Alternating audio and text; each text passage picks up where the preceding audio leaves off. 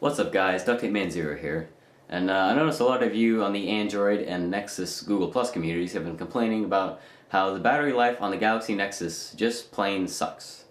Now granted, it's not up there with the Droid Razr Max, Max HD, and the Galaxy Note 2, but I personally can get a full day's worth of use out of this thing on a single charge. So without further ado, I will show you battery saving tips for the Galaxy Nexus. Let's get into it. Okay, let's get started. So, for those of you who are wondering, I am running CyanogenMod 10.1 as of the nightly of December 23rd.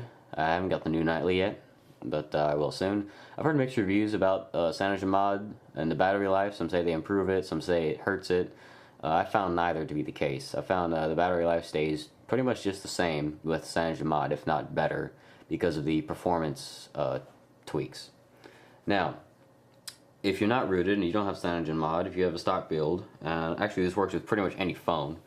If you have 4G, I would highly recommend turning the mobile data off if you're not currently using it. See, I'm on you notice I'm on Wi-Fi now. But mobile data is the biggest battery hog right under the Super AMOLED display of the screen. Now, if you have a Super AMOLED phone, the screen will definitely be the biggest battery hog. So that's kind of a given. So you can't really do much with that except for put it on auto brightness. And auto brightness actually helps for me. It may not for you if you're running a different ROM or stock ROM or a different phone altogether. But yeah, I have it on auto brightness, and it's actually seemed to save more battery than it did drain. So that's another thing to keep in mind. So the next thing is mobile data, as I've said. Keep mobile data off if you can, and if you're like me who live in the middle of nowhere, I have 1 bar of service, so if I were to turn mobile data on, I would probably get 3G, maybe 4G, but if you're in a spot where there's decent service and you don't have any Wi-Fi around and you're not going to be home for a while or something like that, you can go ahead and turn mobile data on, because actually the lower the signal is, like if you have 1 bar like I do and you turn mobile data on and you're just running on 4G, it'll actually use up more battery than if you have a decent 4G spot where you have 3 or 4 bars of 4G, because it's trying that much harder to try to get a good signal since you don't already have a decent signal rather. So if you're in a good spot with 4G, you can go ahead and use that. It won't use it near as much battery as if you have a horrible 4G or horrible 3G. But if you're on Wi-Fi, then go ahead and turn mobile data off altogether, and that will definitely save you battery.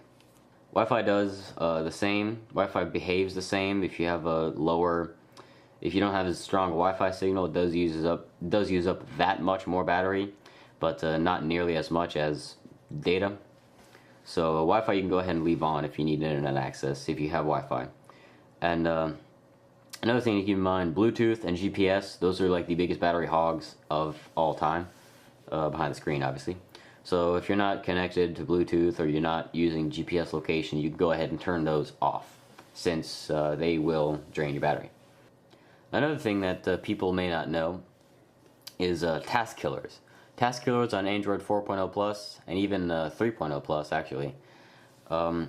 Task killers will hurt your battery dramatically, because with the way Android 3.0 and 4.0 Plus is with managing CPU cycles all by itself, it knows what services need to be started when, and it knows that a service is unnecessary, so it decides to kill it. If you use task killers and stuff like that, you just basically killed everything that the system has to offer, and then it has to go restart the necessary services again frequently, which uses up more CPU, more RAM, more processing power, and in turn more battery life. So task killers will actually kill your battery faster than if you didn't have one. What I do often is when I'm about to turn my phone off and put it in my pocket, I find all the apps I've been running and I just clear every single one of them.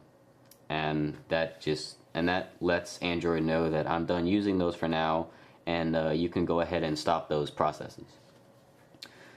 So that's about it. If you have any more battery saving tips for the Galaxy Nexus, please feel free to post a comment. And if there's any decent ones, then I will review them in another video. So thanks, and see you in the next video.